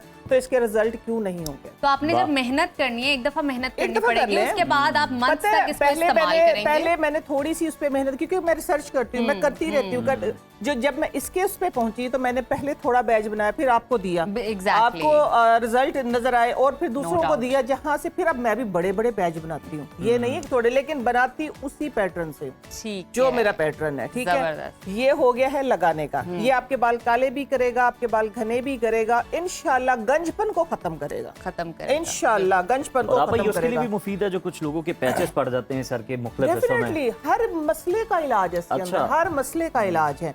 सेकंड पे आप लोगों को ये नजर आ रहा है, ये भी ऐसी चीज है, ऐसी जादुई, आप लोग सुनते होंगे एक वर्ड बहुत मशहूर है, त्रिफला। ठीक है ना, 3 फल होते हैं, हलीला, ये देखें हलीला, ये तो जादू मंत्र। हाँ, हलीला, ये है हरड़, ये है बहीड़ा, ठीक है, मैं बता देती हूँ, वैसे आप लोगों मंत्र को के नाम है, लिख लीजिए। ये है आंवला। ये बहुत मशहूर और मारूफ चीज है कि अगर आपके चीजें आपका सर टाइम से पहले या प्रीमेच्योर एजिंग हो गई या आपके बालों में वाइट ग्रे हेयर आ गए, तो फिर ये कि आपके बाल काले हो जाएंगे, काले होते हैं, ठीक है। लेकिन इसके अंदर मैंने, क्योंकि मेरी तो दिमाग जो है वो बस सुकून नहीं ना लेता कि नहीं इसके अंदर ये होना चाहिए, ये निकलना चाहिए, तो मैंने इसके अंदर कुछ चीजें और ऐड की हैं, वो मैं आप लोगों के साथ शेयर कर देती हूँ। वो मैंने इसके अंदर किया है जीरा, ठीक है, थोड़ी सी रोजमेरी, 1 क्वार्टर जितना भी है ना उसका हिस्सा, ठीक हो गया। और तीसरी चीज मैंने इसके अंदर की है आंबा हल्दी। आंबा हल्दी जो है एंटीबायोटिक है, एंटी फंगल है, जो पीने के लिए भी बहुत अच्छी है, जो पीते हैं। हाँ, ये देखें इसके अंदर ये सारी चीजें, जीरा है और इसके अंदर फिर मैंने डाली है कलवंजी, ठीक है, मेथरे, ये मेथी दाना नहीं, मेथरे, ठीक है ना, हाँ जी। और साथ में इसके अंदर ये चीजें डाल के मैंने एक इसका कॉम्बिनेशन बनाया है। ये जो खवातीन है, ठीक है, मीन्स की लेडीज के लिए ये वाला जो टीस्पून है, ये वाला टीस्पून आप लोगों ने रात को पानी में भिगो के रख देना है और सुबह इसको मिक्स करके पी लें। इतना इसका जादू, या आपका हेड टू टो, ठीक है, आपके बाल, आपके मसल्स और खास तौर पे जो बैठते हैं ना, चेयर पे बैठ के काम करते हैं, उनकी हड्डी यूं बेंड हो जाती है। आपकी जॉइंट्स की इन्फ्लेमेशन को खत्म करेगा। जहां इन्फ्लेमेशन होती है वहां पे बीमारियां जन्म लेती हैं। सबसे पहले इन्फ्लेमेशन है, उसके बाद और बीमारियां आती है, तो इन्फ्लेमेशन को खत्म करेगा। और मर्द हजरात के लिए सिर्फ ये 1 चम्मच आप सुबह लें, शाम लें, जिस टाइम मर्जी लें, उनका कोई। लेकिन खवातीन के लिए रात को आप पानी में सोख करके रखें और फिर इसको पिए। इसके जो रिजल्ट होंगे मैं बताती हूँ कि तजर्बा बोलेगा। ठीक है, ये मैंने ट्राई नहीं किया, लेकिन ये मैं ट्राई करूंगी, बल्कि लेकर जाऊंगी। और नाजरीन, इतनी मुश्किल जड़ी बूटियां जो अभी आपा ने नाम लिया है, तो अगर मिस हो जाए तो घबराने की जरूरत नहीं। इस वक्त स्क्रीन पर हमारे डिजिटल प्लेटफॉर्म्स के सारे नंबर्स आ गए हैं, आप उधर जाके ये सेगमेंट दोबारा से देख सकते हैं और इसको नोट डाउन कर सकते हैं। अच्छा, तीसरी चीज आ गई, इस पे उजैर बोलेगा जरा, क्योंकि मैंने उजैर के साथ शेयर की थी। ये स्प्रे है, ये देखिए, बिल्कुल बड़ा जबरदस्त स्प्रे है और बड़ी अच्छी शाइन आती है आपके बालों में फौरी तौर। हाँ, ये देखिए ना इसका, हाँ, इट इज ये देखिए रोजमेरी की ओरिजिनल है आप, हाँ जी, बहुत अच्छी रोजमेरी, ठीक है। इसके अंदर मैं वैसे बता देती हूँ, उठाऊंगी टाइम वेस्ट होगा। रोजमेरी, आंवला, जोजोबा और क्लोव, 4 चीजों का एक्सट्रैक्ट है। आप लोगों ने ऑयल लगाना है, मैं आपको पूरा बता देती हूँ क्योंकि मैं इसलिए हाजिर हुई कि मैं आप लोगों के साथ ये बात शेयर कर सकूं, ठीक है। आप लोगों ने रात को ऑयल लगाना है, सुबह एक मास्क बताऊंगी अगर टाइम बच गया तो वो अप्लाई करना है। देन आपने जब कोई भी माइल्ड शैम्पू से आप वॉश करें, बाद में अपने बालों के अंदर ये स्प्रे करें। आपके बाल अगर अब टाइम से पहले सफेद हो गए हैं या आपके बाल गिर रहे हैं, तो आपके बालों को ये मजबूत करेगा। फिर इसके बाद वॉश करने की कोई जरूरत नहीं, ठीक है। वॉश करने की कतन जरूरत नहीं है, नेक्स्ट डे वॉश करें, वही अमल करें। 7 दिन का चैलेंज है, 7 दिन का, 7 दिन सिर्फ ये मेरे बताए हुए तरीके से आप बनाएं, करें, इंशाल्लाह मुझे भी दुआएं देंगे और इस चैनल को भी दुआएं देंगे जिन्होंने ये प्लेटफॉर्म मुहैया किया और मैंने आप लोगों के साथ ये रिसर्च शेयर। क्या बात है, जबरदस्त। तो उम्मीद है आपने सारी चीजें नोट डाउन कर ली होंगी। वही बात है, अगर नहीं की तो बिल्कुल परेशानी होना, डिजिटल प्लेटफॉर्म पे जाइए, वहां पे सेगमेंट दोबारा देखिए, उसको लिखिए और अप्लाई करके, इस्तेमाल करके हमें जरूर बताइए कमेंट सेक्शन में कि आपको कैसा लगा। वैसे तो आप बताते रहते हैं आपा के बारे में कि आपा की जितने भी टोटके हैं आपको कितने फायदा दे रहे हैं, और बता भी रहे होते हैं कि अब हम आपा से इस मसले का हल चाहते हैं। आपा जो है हमें इसके बारे में कोई टोटका बताएं। जबकि आज हमने बात किसी और मसले पे करनी थी, लेकिन इतनी फरमाइश आई कि बालों के हवाले से बात कीजिए, हेयर फॉल के हवाले से बात कीजिए। और साथ ही हम ना आपा एक पोल भी जनरेट कर देंगे ऑडियंस के लिए कि आप आपा से कौन सा टोटका हासिल करना चाहते हैं। बिल्कुल मैं हाजिर, कौन सा जो है आपा टोटका यहाँ पे आपको बना के दिखाएं जो आपके लिए फायदेमंद। मैं आप लोगों को बता दूं कि 90% जो मेरी स्पेशलिटी, जो मेरी रिसर्च है, मेरी उम्र के मुताबिक मेरी सारी जिंदगी इस रिसर्च पे गुजरी, स्किन और बाल। स्किन और बाल, आप मैं बताती हूँ कि कोई आपका मसला हो, आप अल्हम्दुलिल्लाह, जहां तक मेरी रिसर्च जाएगी, मैं ये था कि मैंने वादा किया हुआ कि जो सच है मैं वो सामने लेके आती हूँ। बिल्कुल, मैं आर्टिफिशियल बात ही नहीं करती। ये देखिए, ये भी 18 जड़ी बूटियों को मिक्स करके मैंने एक ऐसा जादुई मास्क बनाया। ये एक कॉम्बिनेशन लेके आई हूँ मैं आप लोगों के लिए। आप लोग आंवला, रीठा, सिकाकाई, इसके अंदर भंगड़ा स्याह, रतन जोत का एक मैं आप लोगों को बताऊंगी। रतन जोत मैं आप लोगों को पहचान करवा देती हूँ। ये 18, ये देखें, ये रतन जोत जो होती है ना, अपना क्या नाम, नजफ, ये बालों को डाई करती है। डाई करती कलर लेकर आती है, ये अगर कलर सफेद लेके हो आती जाए। है, ठीक है। ये इसके अंदर रतन जोत है, ठीक है। ऑयल के अंदर भी रतन जोत है, इसके अंदर भी। आप लोगों ने चावल उबालने हैं, चावल उबालने घरों में अमूमन उबलते हैं, ओके। ठीक है। आप लोगों ने उसकी पिच के अंदर इसको सोक करना है और तेल लगे बालों के अंदर आपने अप्लाई करना है। अप्लाई करके मस्ट है कि आपने शावर कैप जरूर लेना है, क्योंकि जब आपके बाल कमजोर होते हैं तो उनकी जड़ें सबसे पहले कमजोर होते हैं जब वो गिरते हैं। ये रूट्स के अंदर पेनिट्रेट होके वहां से वर्क करता है। मीन्स के जिस तरह सूखी घास होती है, जब हम उसमें गोडी करके पानी लगाते तो रानाई आ जाती है। आपके बालों में रानाई आ जाएगी, आपके बाल मजबूत हो जाएंगे, घने हो जाएंगे। फिर माइल्ड शैम्पू से आप वॉश करें, किसी भी शैम्पू से करें, फिर बाद में ये स्प्रे करें और कॉम कर लें। मैं कहती हूँ 7 दिन के अंदर आपका जो सर है बालों से भर जाएगा, बालों से भर जाएगा, काले बाल हो जाएंगे, इनहेरिटेंस के भी इशू खत्म हो जाएंगे कि सफेद बाल हो गए, और डाई से आपकी जान छूट जाएगी। यकीन जाने die so dangerous for the खानदान की हिस्ट्री बदल देंगे। आप पहले हमने बदली है, हमने बदली है। ये देखिए ये रिजल्ट्स हैं ऑनेस्टली, अल्हम्दुलिल्लाह। और बहुत टाइम पहले आपा ने मुझे बताया था, तब तो ऑब्वियसली आपको थोड़ा सा कंफ्यूजन का शिकार होते, पता नहीं असर होगा नहीं होगा, लेकिन यकीन जाने हुआ है। बहुत बेहतरीन तेल है, स्प्रे है, और ये चीज मैंने ट्राई करनी है बना के, बल्कि ये मैं लेकर जाऊंगी। आप लेके जाएं, बिल्कुल आप लेके और जाएं। मैं फिर आपको बताऊंगी इसके जादुई असर है, मल्टीपल असर है इसके। अच्छा। बालों पे नहीं, मैंने बताया ना, इन्फ्लेमेशन खत्म करता है आपकी पूरी बॉडी के अंदर, जो आपकी जॉइंट्स पे ना उनको तो बिल्कुल गायब कर देगा ये। Okay, thank you so much आपा, आपकी मौजूदगी का बड़ा लोगों का अच्छा बहुत लगा शुक्रिया आपसे बात करके, और हमेशा आप आती हैं, हमारी मुश्किलें आसान करती हैं, हमें सोल्यूशन देकर जाती है। तो नाजरीन, इसी के साथ लेते हैं छोटी सी ब्रेक। आपने कहीं नहीं जाना, देखते रहिए सुनो पाकिस्तान। गर्मियों की छुट्टियां बच्चों के लिए किसी नेमत से कम नहीं होती, मगर अक्सर वालिदैन के लिए एक इम्तिहान जरूर बन जाती हैं। इस दौरान वालिदैन को जिस सबसे बड़े मसले का सामना होता है वो है बच्चों का रात देर तक जागना और दिन को सोए रहना। मुख्तलिफ तहकीकात से ये बात साबित हो चुकी है कि देर से सोना और नींद की कमी बच्चों में चिड़चिड़ापन, सुस्त रवि, सीखने में दिक्कत, भूख में कमी, यहाँ तक कि हार्मोनल मसाइल और मोटापे का बायस भी बनती है। ऐसे में वालिदैन अक्सर परेशान नजर आते हैं कि बच्चों की नींद को कैसे दुरुस्त किया जाए। कुछ वालिदैन सख्ती का मुजाहरा करते हैं और बेबस होकर हालात के साथ समझौता कर लेते हैं, मगर इस मसले का असल हल जो है समझदारी में है, मुस्तकिल मिजाजी में है और आराम से बच्चों को डील करने में है। कैसे बच्चों की नींद को बैलेंस किया जाए कि डाइट भी ठीक रहे, ग्रोथ भी ठीक रहे, और साथ ही साथ वो कहीं ना कहीं स्किल भी अपना सकें इस समर वेकेशंस के अंदर। इस पर आज हम बात करेंगे। बिल्कुल जी, हमारे साथ मौजूद हैं मारूफ साइकोलॉजिस्ट और रिहैब कंसल्टेंट डॉक्टर अफाफ मंजूर साहिबा। डॉक्टर साहिबा, वेलकम टू सुनो पाकिस्तान। ये बताइए कि गर्मियों की छुट्टियों में वालिदैन के लिए ये बड़ा चैलेंज बन चुका है। स्लीपिंग पैटर्न जो है बच्चों के बहुत ज़्यादा डिस्टर्ब हो चुके हैं। क्या मसाइल पेश होते हैं नींद की कमी की वजह से, या जो आपका स्लीप साइकिल है ये डिस्टर्ब होने से? Thank you very much. और आपने आज इस टॉपिक पे बात की। वैसे तो गर्मियों की छुट्टियों को बच्चे खूब एंजॉय करते हैं, और मैं as a child development expert भी मेरा यही राय होती है कि आपको इन छुट्टियों को एक स्पेस देनी चाहिए और बच्चों को एंजॉय करने देना चाहिए। लेकिन ऑफ कोर्स नींद जो है वो एक बड़ा इम्पॉर्टेंट एस्पेक्ट है ह्यूमन लाइफ का। यानी आप समझ लें कि जैसे आपको खाना पीने का ख्याल रखना बच्चों का ज़रूरी है, ऐसे ही बच्चों की नींद का ख्याल रखना भी बहुत ज़रूरी है। नींद के ना होने की वजह से जो मसाइल हैं वो ऑफ कोर्स आपने बता दी, लेकिन ये बात कहना कि बच्चे जो हैं वो छुट्टियों में ख़राब हो जाते हैं और उनकी नींद ख़राब हो जाती है, मेरे ख्याल में अगर बच्चे छोटे हैं, जब तक जैसे 12-13 साल तक के बच्चे जो होते हैं, वो रिस्पॉन्सिबिलिटी मेरे ख्याल में वो बच्चों की ख़राब नहीं हुई होती, रूटीन पेरेंट्स की ख़राब हुई। अच्छा। तो parents wants to have their relaxation. और जैसे मैं हमेशा कहती हूँ कि मेरे पास मोस्टली जो केसेस आते हैं उसमें बच्चे प्रॉब्लमेटिक नहीं होते, या मसला बच्चे की वजह से नहीं होता, मोस्टली पेरेंट्स की वजह से होता है, अनटिल और अनलेस कि खुदा न खास्ता कोई डिसऑर्डर या कोई बायोलॉजिकल कोई प्रॉब्लम ना हो। तो ये जो एक आम रूटीन है नींद वाली, इस पे मेरा ख्याल है हमारे जो थोड़ा सा टाइम टेबल चेंज होता है, थोड़ा डिसिप्लिन लाइफ से हट जाते हैं और वो आहिस्ता आहिस्ता करते टाइम 1 घंटे से 2 घंटे, 2 घंटे से 3 घंटे, क्योंकि जो ह्यूमन बॉडी है उसमें बहुत ज़्यादा कैपेसिटी है कि वो चेंज हो जाता है ना, उसका सारा सिस्टम जो है वो चेंज हो जाता है और हमारा बायोलॉजिकल क्लॉक जो है वो भी चेंज होता रहता है।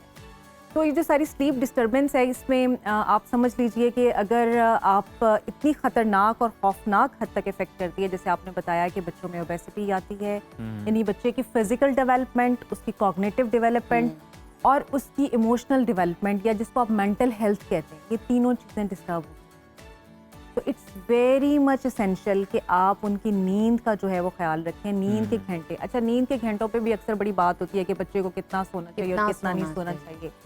तो याद रखें कि जो स्कूल गोइंग बच्चे हैं उनके लिए अप्रोप्रिएट नींद जो है वो 9 से 12 घंटे की नींद ऑन एवरेज बच्चे सोते हैं। अच्छा। अब आप देख लीजिए कि आपका बच्चा 9 से 12 घंटे की नींद ऑन एवरेज ले रहा है या नहीं ले रहा है।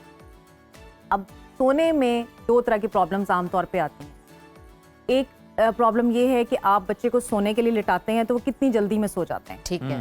ठीक है, यानी बच्चे को लिटाया, आपने एक सोने का टाइम टेबल बनाया, तो आमतौर पे बच्चे 15 से 20 मिनट या मैक्सिमम आधे घंटे में बच्चा सो जाता है। मामला ऐसा भी होता है कि माँ बाप सो जाते हैं, बच्चा नहीं सोता, बच्चा नहीं सोता है, उनको भी नहीं सोने देता। बिल्कुल ठीक है। अच्छा, उस पे हम बात करते हैं कि वो क्यों, उसकी क्या वजूहात होती हैं। और फिर दूसरी चीज़ ये होती है कि जब बच्चा सो जाता है तो ड्यूरिंग स्लीप उसकी स्लीप क्वालिटी कैसी है, क्या वो कंफर्टेबल नींद ले रहा है या नहीं ले रहा है, उसमें कोई नाइटमेयर्स और इस तरह की चीज़ें उसको फेस करनी पड़ती हैं या नहीं करनी पड़ती। अब ये जो नींद का ना आना है इस वक्त बहुत ज़्यादा कॉमन है। यानी एक तो ये कि कोई डिसऑर्डर है, जैसे बच्चों में हाइपर एक्टिविटी डिसऑर्डर होता है जिसको ADHD कहते हैं, या बाज़-औक़ात बच्चा बीमार है, बीमारी में आपको पता है नींद डिस्टर्ब हो जाती है हमेशा। बल्कि आपको याद होगा कि हमारे बड़े भी यही कहते हैं कि जो अच्छी नींद है वो सेहतमंदी की निशानी है। यानी जो एक सेहतमंद इंसान है वो एक अच्छी हेल्दी नींद लेता है, और जो बीमार होता है वो रात जाग के गुजारता है। ठीक है, तो अगर तो ऐसी कोई सूरत हाल है फिर तो आपको इमीडिएटली डॉक्टर से कंसल्ट करना है कि अगर बच्चों में हाइपर एक्टिविटी है, कोई ऑटिज्म के मसाइल हैं जिसमें कि नींद का जो है वो सारे केमिकल्स डिस्टर्ब होते हैं, या फिर कोई और इसी तरह का डिसऑर्डर। लेकिन अगर वो ये सब चीज़ें नहीं हैं तो फिर ऐसा क्या प्रॉब्लम हो सकता है? इसका मतलब है कि फिर आपकी स्लीप हाइजीन ठीक। अच्छा, स्लीप हाइजीन बिल्कुल वैसे ही इंपॉर्टेंट है जैसे कि आप सुबह जब बच्चे को उठाते हैं तो पेरेंट्स जो है ना उसकी हाइजीन के लिए ख्याल करते हैं कि उसको मुंह धुलवाना है, उसके कपड़े चेंज करवाने हैं, साफ सुथरा से उसको बनाना है, उसको नाश्ता करवाना है। तो ये सारी चीज़ें। आप ये स्लीप हाइजीन को थोड़ा सा इलैबोरेट कर दीजिए। स्लीप हाइजीन में 3-4 चीज़ों का आपने ख्याल रखना है। सबसे पहली चीज़ तो ये है कि आप फिजिकल रेडीनेस जो है उसमें ऑफ कोर्स बच्चों को आप दांत ब्रश करवाएं, ताकि आप भी बड़े भी देखेंगे अगर आप बगैर कुली किए हुए किसी दिन आप लेटते हैं तो आप बड़ा अनकंफर्टेबल सा फील करते हैं। ठीक है, उसको एक दफ़ा टॉयलेट ज़रूर लेके जाएं, उसको कंफर्टेबल कपड़े पहनाएं, ये बहुत ज़रूरी है। अक्सर पेरेंट्स वैसे ही बच्चों ने जो थके हुए होते हैं उन्हीं कपड़ों में सो जाते हैं, या फिर गर्म कपड़े पहने हुए होते हैं, या बहुत बारीक कपड़े पहने हुए होते हैं कि वो रात को ठंड लगती है उन्हें। तो उनके लिए यानी फिजिकल उनकी जो बॉडी है उसको वो रेडी करें कि उन्होंने सोना है। अच्छा, दूसरा चीज़ है कि आपका बेड, बच्चे का बेड कैसा है या आपका अपना बेड कैसा है, वो शीट कैसी होनी चाहिए, कंफर्टेबल शीट होनी चाहिए, और उसको रोज़ाना वॉश होना चाहिए, या अगर रोज़ाना नहीं हो सकता बच्चों की तो वैसे रोज़ाना वॉश होना चाहिए अगर आप वो वहीं पे बेडरूम यूज़ करें। अदरवाइज़ आपको वीक में 1 और 2 ज़रूर अपना उसको चेंज करना चाहिए। पिलो कैसा है उस पर देखें। फिर बड़ी इंपॉर्टेंट चीज़ है कि इस वक्त जो बहुत ज़्यादा गैजेट्स का इस्तेमाल होता है, आपको पता है कि जब आंखें बंद होती हैं और अंधेरा होता है तो एक नेचुरल जो मेलाटोनिन का प्रोसेस है वो स्टार्ट हो जाता है हमारी बॉडी में, और जब आप बहुत ज़्यादा स्क्रीन का इस्तेमाल करें तो यहाँ लाइट होती है तो मेलाटोनिन रिलीज नहीं होता। इसीलिए ये कहा जाता है कि अगर आपने एक अच्छी स्लीप लेनी है तो आप बिल्कुल डार्कनेस में सोने की कोशिश करें ताकि आप एक अच्छी स्लीप को इंजॉय कर सकें। तो 1 घंटा पहले कम अज़ कम बच्चों को आपने स्क्रीन्स ऑफ करवानी है सोने से पहले। कोई भी फिजिकल एक्टिविटी आपको करवानी है, यानी जैसे आप प्ले टाइम करते हैं तो वो कम से कम नींद से 2-3 घंटे पहले करवाएं। यानी आप फौरन बच्चों को बाहर से खिला के लाएं। आजकल बड़ा जरूर ये हो गया ना, कॉमन हो गया जी, हम बाहर जा रहे हैं, प्ले एरिया में जा रहे हैं, कहीं भी, ठीक है, मुख्तलिफ प्ले एरियाज़ में सो जाएंगे, ट्रैम्पोलिन पे जंप करेंगे। ऐसा नहीं होता, बच्चों की बॉडी में इचिंग होती रहती है। देखिए, बॉडी को नॉर्मलाइज होने में थोड़ा टाइम लगता है।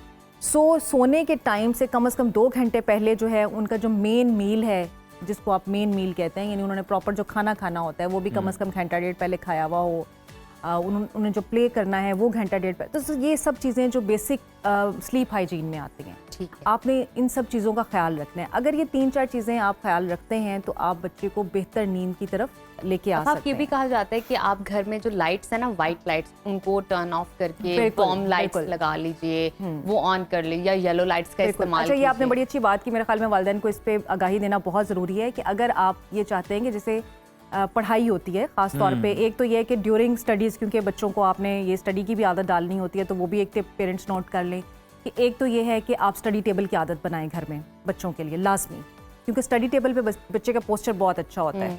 अगर बच्चे ने कोई लैपटॉप यूज़ करना है या बुक रीडिंग करनी है तो वो देखें आप स्टडी टेबल पे ऐसे बैठते हैं, लेकिन अगर आप अपने बेड पे बैठे हुए हैं तो आपकी कमर का और सर का जो सारा पोस्चर है वो मुसलसल वो चेंज होगा। ठीक है, दूसरी बड़ी अहम चीज़, स्टडी टेबल पे हमेशा जो है पढ़ने के लिए वाइट लाइट रखें। ओके, अक्सर हमारे लैंप्स में जो है वो येलो लाइट होती है। ठीक है, सो येलो लाइट आपने बहुत अच्छा बताया कि येलो लाइट हमेशा डिम लाइट होती है, वो सोने के लिए या एक सॉफ्टनेस का क्रिएट करने के लिए तो ठीक है, लेकिन अगर आप एक्टिवली बच्चा चाहते हैं कि पढ़े तो आप वाइट लाइट का जो है ना वो स्टडी टेबल पे इस्तेमाल करें। ठीक है। तो ये कुछ चीज़ें जो है ये बड़ी इंपॉर्टेंट है कि आप बच्चे को sleep hygiene is very important. फिर टाइम स्केजुअल, अगर आप ये समझते हैं कि अगर आज आपका बच्चा, जैसे अब आदी हो चुके हैं बच्चे के रात को 1 बजे सो रहे हैं और आज आपने तहिया कर लिया कि जी मैंने आज बच्चों को 9 बजे सुलाना ही सुलाना है, तो फिर एक जंग है जो कि नहीं हो सकती ना, मतलब बायोलॉजिकली तैयार करना बायोलॉजिकली पॉसिबल बहुत जरूरी है। तो आप 1-1 घंटा पीछे लेके आए उन्हें नींद के लिए, और वैसे भी अब तो थोड़े दिन रह गए हैं, ठीक है ना, सो 1 आवर पीछे लेके आइए, अपने स्केड्यूल्स को ठीक कीजिए, थोड़ा सा मेंटेन कर लीजिए, उनकी डाइट को भी, उनके लाइफस्टाइल को भी। थैंक यू सो मच, आपकी मौजूदगी का बड़ा अच्छे तरीके से आपने एक्सप्लेन किया किस तरह बच्चों की डाइट को, उनकी लाइफस्टाइल को बैलेंस किया जा सकता है और ताकि वो प्रॉपर तरीके से अच्छे वक्त पर नींद ले सके, बहुत ज़रूरी है। नाज़रीन, ये था हमारा आज का प्रोग्राम, उम्मीद है आपको पसंद आया होगा। अपने फीडबैक से आगाह कीजिएगा, अपने और अपने घर वालों का बहुत सारा ख्याल रखिए। हमें दीजिए इजाज़त, अल्लाह हाफ़िज़।